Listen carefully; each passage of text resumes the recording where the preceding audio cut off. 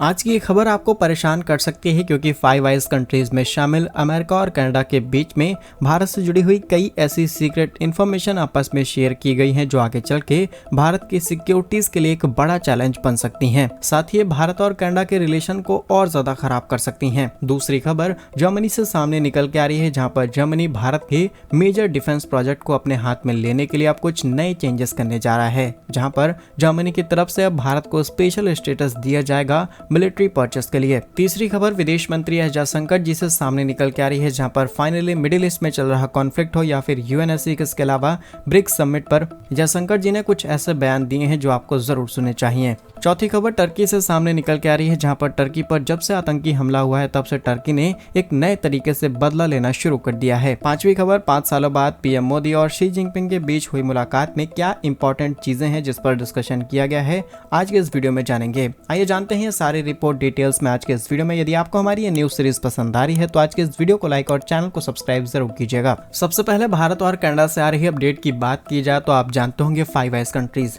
जिसमें Australia, Canada, New Zealand, UK और US शामिल हैं। इन देशों ने फाइव आइज को इसीलिए सेटअप किया ताकि वो इंटेलिजेंस आपस में शेयर की जा सके, ताकि फ्यूचर में इन देशों पर कोई खतरा ना आ सके। लेकिन इसका मतलब ये भी नहीं है कि आप किसी तीसरे देश की सीक्रेट इन्फॉर्मेशन को किसी और देश के साथ शेयर कर देंगे। आप जानते होंगे 15 अक्टूबर 2024 को खबर सामने निकल के आती है, जिसमें भारत और कनाडा के बीच में रिलेशन और ज्यादा खराब हो जाते हैं, और तब जब दोनों देशों ने अपने डिप्लोमेट्स वापस बुलाने शुरू कर दिए। भारत ने तो कनाडा के डिप्लोमेट्स को लास्ट डेट भी दे दी थी कि आपको इस तारीख तक भारत से बाहर निकल जाना है। लेकिन ये बात जानकर के आप हैरान हो जाएंगे कि ये सारी चीजें पहले से प्लान कर ली गई थी। असल में कनाडा के national security and intelligence adviser, इसके अलावा डिप्टी मिनिस्टर, ये दो पर्सन है जिन्होंने ऑलरेडी अमेरिका के काफी जाने माने न्यूज़पेपर वॉशिंगटन पोस्ट को 14 अक्टूबर 2024 को पहले ही शेयर कर दी थी। यानी कि जस्ट एक दिन पहले ये सारी इन्फॉर्मेशन शेयर की, पब्लिकली ये सारी इन्फॉर्मेशन आ गई। उसके बाद इन सभी तरीके के कॉन्फ्लिक्ट हमें देखने को मिले,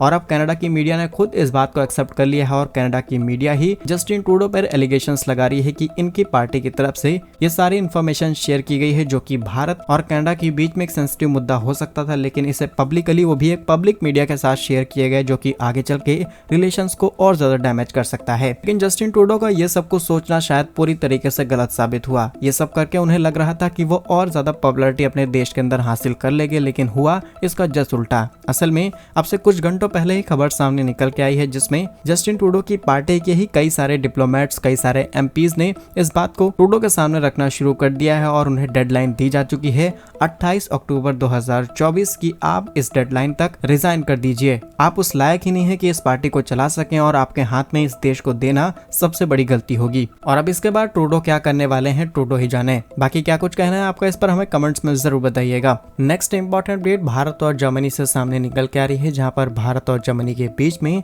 आने वाले समय में जो भी डिफेंस डील साइन की जाएंगी, इसके लिए जर्मनी भारत को स्पेशल स्टेटस देने वाला है। आपको याद होगा 6 महीने पहले खबर सामने निकल के आती है, जिसमें जर्मनी अपने देश के नियम कानून के कई रेगुलेशंस थे जिन्हें पूरी तरीके से चेंज कर देता है, ताकि भारत के साथ में डिफेंस डील और ज्यादा आगे बढ़ाई जा सके। और अब रिसेंटली जर्मनी के राजदूत फिलिप अकरमैन ने ये बयान दिया है। उन्होंने कहा कि यदि भारत सशस्त्र बल जर्मन कंपनियों से कुछ खरीदना चाहे तो जॉइंट प्रोक्योरमेंट्स को बहुत ही पॉजिटिव नजरिए से देखता है। यहाँ पर सबसे इंपॉर्टेंट प्रोजेक्ट की बात हो रही है, वो है भारत का प्रोजेक्ट 75I। आप जानते होंगे इस प्रोजेक्ट के तहत भारतीय नौसेना को 6 एडवांस सबमरीन्स मिलने वाली हैं, जिनकी लागत अभी करीब 43,000 करोड़ रुपए है। और इसमें टॉप कंपनीज हैं मेजागन डक शिप बिल्डर्स, जो कि TKMS के साथ, वही नवंतिया L&T के साथ मिलकर के काम करने की तैयारी में है। कुछ समय पहले ये डिसाइड किया गया था कि हाफ प्रोजेक्ट इन दोनों ही कंपनीज के हाथ में सौंप दिया जाएगा, लेकिन अब शायद ये प्रोजेक्ट यूनिडायरेक्शनल हो सकता है, क्योंकि कुछ दिनों पहले ही भारतीय नौसेना की टीम TKMS शिपयार्ड का दौरा करती है नवंतिया के साथ। कुछ देर बाद में डिस्कशन शुरू किया जाता है, यानी कि पहली प्रायोरिटी हम जर्मन कंपनीज को दे रहे हैं।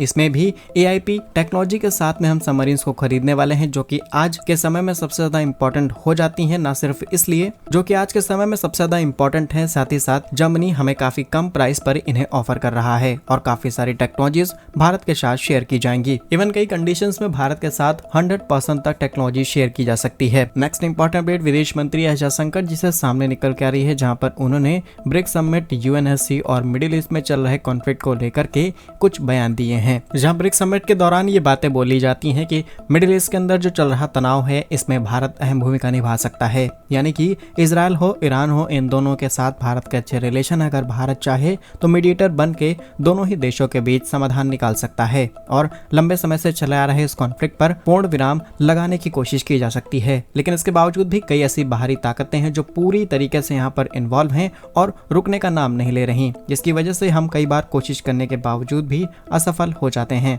इसके अलावा सबसे बड़ा बयान यूएनएससी यानी यूनाइटेड नेशन सिक्योरिटी काउंसिल से सामने निकल के आया, जहां पर आज भी यूनाइटेड नेशन के अंदर सुधारों को लेकर के भारत बात कर रहा है। भारत ने साफ शब्दों में कहा कि हम बढ़ती अर्थव्यवस्था है, दुनिया की 5वीं बड़ी अर्थव्यवस्था है, इसके बावजूद भी भारत को आखिर परमानेंट सीट क्यों नहीं दी जा रही, जबकि इसमें कई ऐसे देश मेंबर बने हुए हैं जिनकी अर्थव्यवस्था भारत से भी कम रफ्तार के साथ आगे बढ़ रही है और वो टॉप 5 में भी नहीं शामिल हैं। इसके बावजूद भी यूनाइटेड नेशन सिक्योरिटी काउंसिल में इस तरीके का भेदभाव आखिर कब तक चलता रहेगा। नेक्स्ट इंपॉर्टेंट अपडेट टर्की से सामने निकल के आ रही है, जहां पर तुर्की की राजधानी अंकारा में बुधवार को एक बड़ा आतंकी हमला होता है और तुर्की ने तुरंत इस बात का अंदाजा लगा लिया कि हमले आखिर कहां से किए गए हैं और अब तुर्की ने अपने पड़ोसी देश यानी कि सीरिया और इराक में जमकर के एयर स्ट्राइक करनी शुरू कर दी है। तुर्की के रक्षा मंत्रालय की तरफ से बयान आया है, जहां पर एयर स्ट्राइक में करीब 30 आतंकी ठिकानों पर हमला किया गया है, उन्हें पूरी तरीके से बर्बाद किया गया है। इसके अलावा तुर्की में हुए इस हमले की वजह से करीब 5 लोगों ने अपनी जान गंवा दी है। फिलहाल के लिए अब तक तुर्की पर जो हमले किए गए हैं, इस पर किसी भी संगठन ने कोई भी जिम्मेदारी नहीं ली है कि एग्जैक्टली कहां से हमले किए गए हैं और किस संगठन ने हमले किए हैं। लेकिन कुछ समय बाद इंटेलिजेंस इस बात का पता लगा लेगी और सब चीज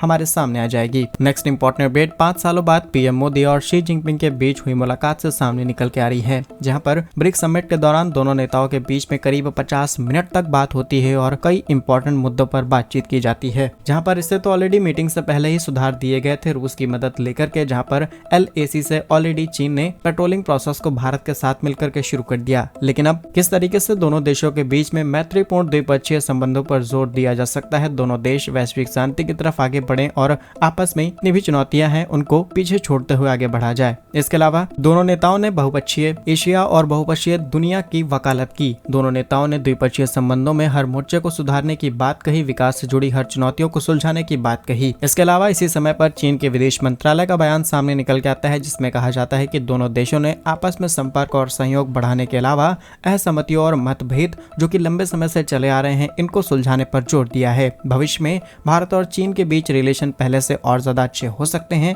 और अंतर्राष्ट्रीय स्तर पर जो दोनों देशों के बीच चल रही तनातनी थी, इसे भी काफी हद तक कम किया जा सकता है। ओवरऑल इस मुलाकात से दोनों देशों का फायदा होने वाला है, जिससे एशिया में हम ताकतवर बन पाएंगे और पश्चिमी देश जो कि इंटेलिजेंस का हवाला देते हुए हमारी इंफॉर्मेशन आपस में शेयर करते रहते हैं, ये इंफॉर्मेशन इनको शेयर करने का मौका नहीं मिलेगा। बाकी क्या कुछ सोचते हैं आप इस खबर पर, हमें कमेंट्स में जरूर बताइए। ऐसा ही और वीडियोस पाने के लिए वीडियो को लाइक, चैनल को सब्सक्राइब जरूर कीजिए। वंदे मातरम, भारत माता की जय।